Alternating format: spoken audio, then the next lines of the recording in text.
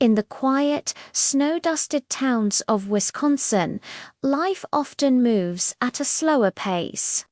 People know their neighbors, trust runs deep, and the biggest mysteries usually involve a lost set of car keys. But sometimes, even in the most serene settings, darkness can take root, and when it does, the truth often hides in plain sight. Our story begins with David Miller, a hard-working craftsman in his late 40s from Two Rivers, Wisconsin.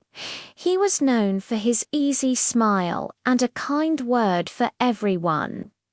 Recently, David had found something new, something that promised to bring warmth to the long Wisconsin winter, a new romance with a woman named Sarah. He was absolutely smitten. His friends saw a spark in him they hadn't witnessed in years. It was a fresh start, a chance at happiness. Then David Miller simply vanished. On a crisp morning, his truck was still in the driveway of his modest home. His dog, usually an eager companion, was found alone inside. But David was gone. There was no note, no warning, just an empty space where a vibrant man used to be. The community was bewildered. How could a man so well known just disappear? When police started their search, their first stop was inevitably David's new girlfriend, Sarah. At first, her account was cooperative, if a little vague. She'd last seen David a few nights prior, she said. Nothing seemed amiss. But as detectives dug deeper, inconsistencies began to surface. Sarah's story started to shift, like sand in a strong wind. Small details didn't add up, and the timeline she provided felt shaky. The more questions they asked, the more her narrative seemed to crumble. And then investigators made a grim discovery. In a remote, frozen field just miles from David's home, they found human remains. The forensic report was chilling. This was no accident. This was murder. The disappearance had now become a homicide investigation. Suddenly, David's new romancer relationship that had promised so much joy was cast under a terrifying new light. With the discovery of David's body, the focus on Sarah intensified.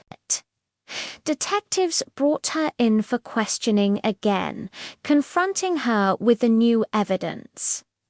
Why did her story keep changing? What secrets was she holding onto? And what truly happened in those crucial hours after David Miller was last seen alive? The pressure mounted, and Sarah's composure began to crack. Under the weight of the investigation, Sarah's story took another dramatic turn. She now claimed that on the night David disappeared, he had been attacked in his home by two masked intruders. She described a violent struggle, alleging that these men had taken David away. It was a harrowing account, but one that investigators found hard to believe. There was no sign of a forced entry at David's home, and no physical evidence to support her story of a home invasion. Why would she invent such a tale? Detectives suspected she was creating a diversion, a fictional narrative, to point the finger away from herself. As detectives dismantled Sarah's home invasion story, they started looking into her background and her life with David. Friends of David painted a picture of a relationship that wasn't as perfect as it first seemed. They mentioned arguments and tension. More disturbingly, investigators uncovered a significant financial motive. David had recently come into a large sum of money from an inheritance, and it turned out that Sarah, who was struggling with her own financial problems, was the sole beneficiary of his will. This wasn't just a romance, it was a relationship with high financial stakes. The investigation took a crucial turn when police executed a search warrant at Sarah's home. What they found was damning. In her basement, they discovered trace amounts of David's blood. The pattern of the blood spatter suggested a violent event had occurred there. This physical evidence directly contradicted her story about masked intruders at David's house. It pointed to a different location for the crime, Sarah's own home. The web of lies was unraveling, and the truth was beginning to emerge from the shadows. With the blood evidence from her basement, police had what they needed. Sarah was arrested and charged with the murder of David Miller. The case that had started as a missing person report had spiraled into a story of cold-blooded betrayal. At trial, the prosecution laid out its case piece by piece. They presented the financial motive, showing how Sarah stood to gain from David's death. They highlighted her constantly changing stories from a simple "I don't know" to an elaborate, fabricated home invasion. And most powerfully, they presented the forensic evidence found in her home. The prosecution argued that Sarah had lured David to her home, murdered him, and then disposed of his body in the remote field. Her stories were a calculated attempt to mislead police and cover her tracks. The defense tried to argue that the investigation was flawed and that there was no direct witness to the crime, but the circumstantial evidence was overwhelming. The jury listened intently as the timeline of deception was laid bare. It painted a picture of a woman who didn't find a new beginning with David, but an opportunity. After deliberating, the jury returned with a verdict.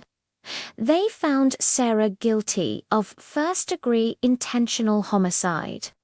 The woman who had charmed David Miller, the woman he had trusted with his heart and his future, had been his killer all along. She was sentenced to life in prison, bringing a somber end to the search for justice. The case of David Miller is a tragic reminder that darkness can hide behind a familiar smile. In a small town where trust is a cornerstone of the community, a story of love and hope was twisted into one of greed and murder. A man looking for happiness found a deadly end, and the community was left to grapple with a betrayal that shook them to their core. It shows that the most dangerous secrets are often the ones kept closest to home. Thank you so much for joining us for this story. It's a sobering case, and our thoughts are with David Miller's family and friends.